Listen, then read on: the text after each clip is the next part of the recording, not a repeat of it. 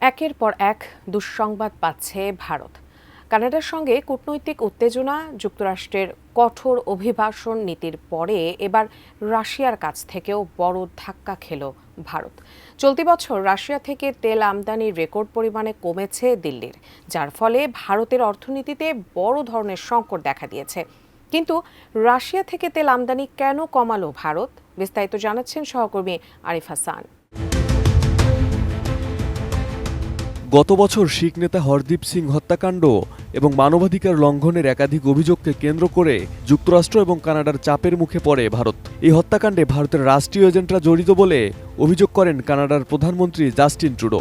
তখন থেকেই অটোয়া নয়াদিল্লির কূটনৈতিক উত্তেজনা বেড়ে চলেছে। অটোয়া ইতোমধ্যে ভারতের একজন কূটনীতিককে বহিষ্কার করেছে, যার পাল্টা প্রতিক্রিয়ায় ভারতও একই পদক্ষেপ নিয়েছে। এদিকে যুক্তরাষ্ট্রের করা অভিবাসন নীতিও কাল হয়ে দাঁড়িয়েছে ভারতের জন্য। ডোনাল্ড ট্রাম্পের কঠোর নীতি অনুযায়ী যুক্তরাষ্ট্র থেকে বের করে দেওয়া হবে 18,000 ভারতীয় অভিবাসীকে। সাম্প্রতিক বছরগুলোতে যুক্তরাষ্ট্রে অবৈধ প্রবেশের চেষ্টাকালে প্রায় 90,000 ভারতীয়কে আটক করা হয়, যাদের অধিকাংশই পাঞ্জাব, গুজরাট এবং অন্ধ্রপ্রদেশের, যার কারণে সম্প্রতি যুক্তরাষ্ট্রের অসহযোগী দেশের তালিকায় যুক্ত হয়েছে ভারতের নাম।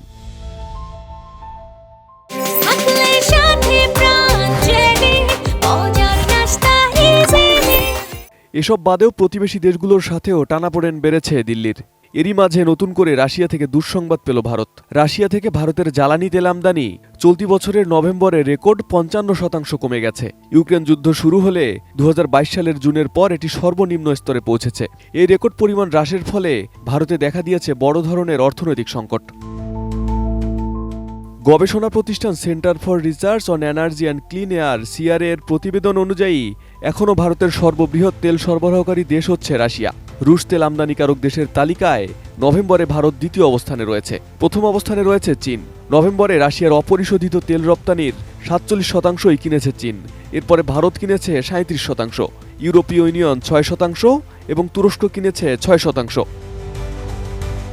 হঠাৎই ভারতে রাশিয়ার তেল রপ্তানি গত 2.5 বছরের মধ্যে তলানিতে পৌঁছানোর প্রধান কারণগুলোর মধ্যে রয়েছে রুশ তেলের মূল্যছাড়ের পরিমাণ কমে যাওয়া, সেই সঙ্গে লোহিত সাগরে চলমান নিরাপত্তা সংকটের কারণে পরিবহন খরচ বেড়ে যাওয়া।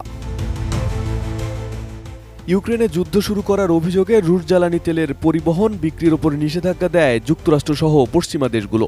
এতে ট্যাঙ্কার বিমার খরচ এবং অন্যান্য শিপিং ব্যয় বেড়ে গেছে। পাশাপাশি ওয়াশিংটনের সাম্প্রতিক নিষেধাজ্ঞা তেল রপ্তানিতে আবারও জটিলতা সৃষ্টি করেছে, যার ফলে রাশিয়া তেল বিক্রিতে বড় ছাড় দিতে বাধ্য হয়। আর সেই সুযোগ লুফে নিয়ে অতি সুলভ মূল্যে রুশ পেট্রোলিয়াম কিনছিল ভারত। Arif Hasan, ATN news.